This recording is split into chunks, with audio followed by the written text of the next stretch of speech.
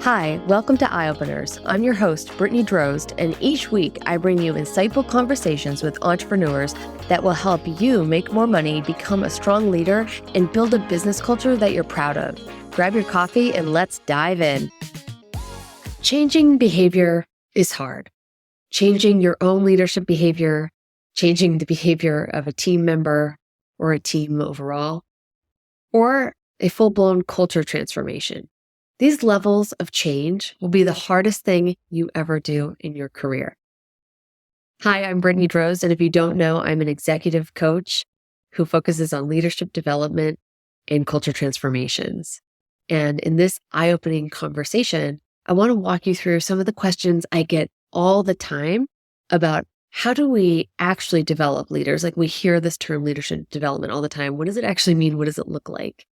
And what are the first steps? Like, how would you actually pick apart a culture transformation? Well, these are huge, huge questions. So let's manage them one at a time. Now, in a culture transformation, we're talking about huge pieces of change over time and over several people. In order to get anything moving in any direction, the truth is that it always starts somewhere. There's always a point of origin to this change. Now, I'm a huge believer in not making change for the sake of change. People in your organization, on your team, already have so much going on. They are already trying to best tackle the job at hand. Never mind throwing a complete wrench in it and asking them to do things differently or take on a new role or responsibility. It's our job to identify exactly what it is we're already looking for. So we call these bright spots in consulting or, coaching. I'm looking for bright spots that currently exist in your organization where an individual or a team already exemplifies the exact thing you're looking for. So if we're looking to drive the change in a team's culture or the way that they behave in the organization, then we want to find the place where this is already going super well. Chances are that if I asked you, hey, who is your favorite employee or who's your favorite client or whatever, you would actually have somebody in mind. Now, don't worry, I'm not going to publicly shame you, ask you to identify that person in front of everybody else. That might not make them all feel good. But the truth is that not everyone's performance is created equal. And when you add preferences on top of that, you for sure have someone that you align with much more than the total group. That's okay. We're going to use this to your advantage. Once you identify someone who feels like a super high performer, like someone you don't have to babysit, someone who exemplifies all the great attributes that you want to see, we're going to call that person your bright spot. And once we have that bright spot, we're going to try to figure out, hone in on that, get really scientific and consider, well, what are those individual attributes that make up that person? Are they a self-starter? They don't have to be told what to do. They can figure out what needs to be done and they take care of it. Are they self-directed in that way that they don't, have to be told, that they can figure things out? Do they keep themselves accountable on track? Is this person able to almost project manage themselves? They know their own metrics. They keep track of it. They can tell you exactly where they're at. Is this person an awesome communicator? Like, you never are left guessing where they're at on something or if they need something because they're so proactive in communicating that to you.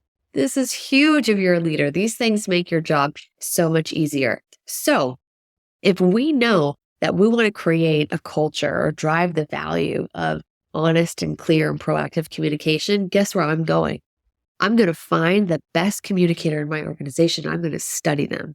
If you have a bigger organization, take your top 5 because there's going to be some subtle differences there. Let's figure out what are those individual beliefs, styles, activities, metrics they're tracking. What is it about them that creates the behavior that we love? Once we figure out those attributes, we want to amplify them. We want to talk about exactly what it is we're looking for and get it spread across the organization to as many people as possible. So we will be able to say specifically what we want people to do. If we figured out that the key difference is this proactive communication, then we want to tell our team, we want to tell all the members of the organization at which rate we'd love to hear communication. And we want that individual to spearhead that communication. We want them to initiate it, right?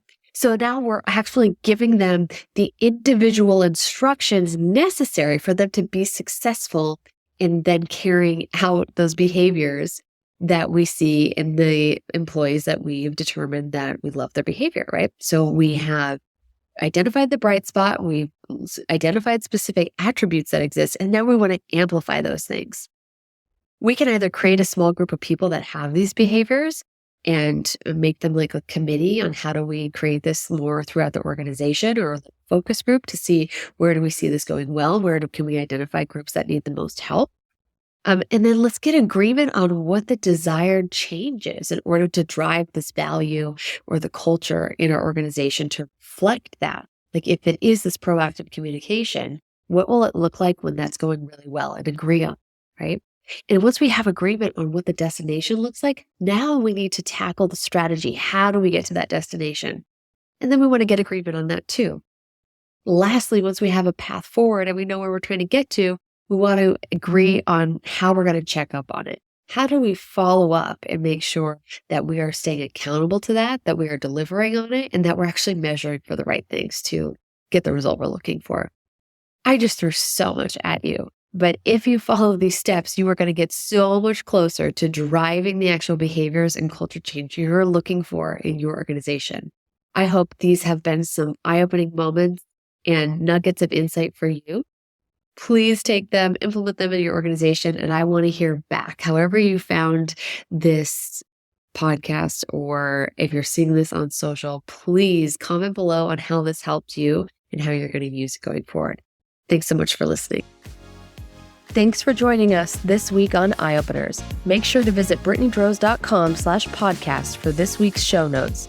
And if you found value in today's episode, I would so appreciate you giving us a rating on Apple Podcasts or share it with a friend. Also, don't forget to subscribe on Apple Podcasts, Spotify, Stitcher, or wherever you get your podcasts. This all helps to support the show.